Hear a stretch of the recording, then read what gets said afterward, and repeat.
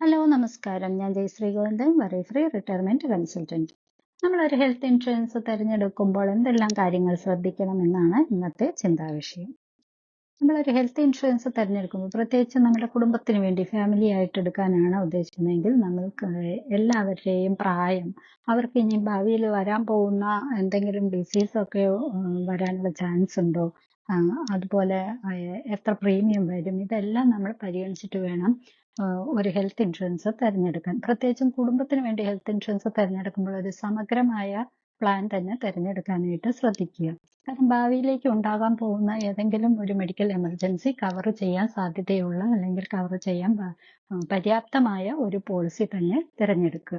പിന്നെ നമ്മൾ നോക്കേണ്ടത് ഒരു നെറ്റ്വർക്ക് ഹോസ്പിറ്റൽ എന്ന രീതിയിലുള്ള നമ്മൾ എപ്പോഴും സന്ദർശിച്ചുകൊണ്ടിരിക്കുന്നതോ അല്ലെങ്കിൽ നമുക്ക് പരിചയമുള്ള ഡോക്ടറുള്ള ഹോസ്പിറ്റലോ ഒക്കെയാണ് നെറ്റ്വർക്ക് ഹോസ്പിറ്റലിൽ ഒരു ലിസ്റ്റിൽ പെടുന്നുണ്ടോ എന്ന് പരിശോധിക്കുക.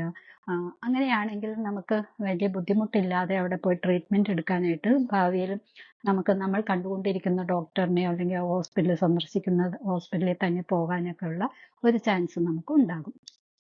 പിന്നെ നമ്മൾ അടയ്ക്കേണ്ട തുകയുടെ ഒരു പ്രീമിയത്തിനെ കുറിച്ച് നമ്മൾ ചിന്തിക്കുക. നമ്മുടെ വരുമാനത്തിനനുസരിച്ച് നമ്മൾക്ക് ഉതകുന്നതാണോ, അഫോർഡബിൾ ആണോ, അങ്ങനെയുള്ള ഒരു കാര്യം ഒന്ന് നോക്കുക. അതുപോലെ തന്നെ നമുക്ക് എത്ര രൂപയോളം കവറേജ് നമുക്ക് കിട്ടും, അതിൽ തന്നെ ഏതൊക്കെ ഡിസീസുകളാണ് കവറേജ് വരിക, എങ്ങനെയൊക്കെയാണ് അതിൻ്റെ ബെനിഫിറ്റ് കിട്ടുക, ഇതെല്ലാം നമ്മൾ അറിഞ്ഞിരിക്കേണ്ടത് അത്യാവശ്യമാണ്.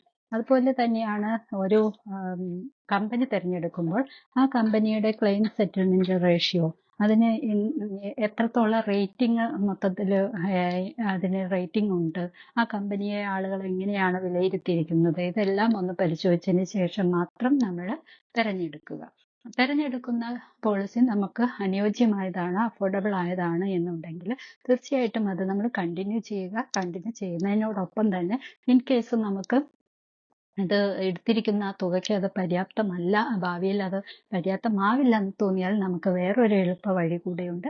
ഇതിനോടൊപ്പം തന്നെ ഒരു ആഡ് ഓൺ എന്ന രീതിയിൽ ഒരു ടോപ്പ് കവറേജ് കൂടെ എടുക്കുക. അതാകുമ്പോൾ ഇത്ര തന്നെ പ്രീമിയം അടയ്ക്കേണ്ടിയും വരില്ല, പക്ഷെ നമുക്ക് വലിയ ഹൈ സമ്മർഷേഡിനുള്ള പോളിസി ആവുകയും ചെയ്യും. അപ്പോൾ അത് നമുക്ക് ഭാവിയിൽ എന്തെങ്കിലും ഇൻ കേസ് എന്തെങ്കിലും എമർജൻസി വന്നു കഴിഞ്ഞാൽ, മെഡിക്കൽ എമർജൻസിയോ ഡിസീസ് ഇൽനെസ്, ക്രിട്ടിക്കൽ ഇൽനെസ് അങ്ങനെയുള്ള കാര്യങ്ങളൊക്കെ വന്നു കഴിഞ്ഞാൽ നമുക്ക് മൊത്തത്തിൽ നമ്മൾക്ക് ആ ഒരു ട്രീറ്റ്മെന്റിന് ആവശ്യമുള്ള തുക നമ്മുടെ കയ്യിലുണ്ട്, നമ്മൾ സെക്യൂർ ആണ് എന്ന് നമുക്ക് ഉറപ്പാക്കാനും സാധിക്കും. അപ്പോൾ കൂടുതൽ വിവരങ്ങൾക്കും ഗൈഡൻസിനും ഞങ്ങളെ സമീപിക്കാവുന്നതാണ്, ഞങ്ങളെ കോൺടാക്ട് ചെയ്യാവുന്നതാണ്. അടുത്ത ഒരു എപ്പിസോഡിൽ കാണും വരെ എല്ലാവരും സുരക്ഷിതരായിരിക്കുക, സന്തോഷമായിരിക്കുക. Thank you.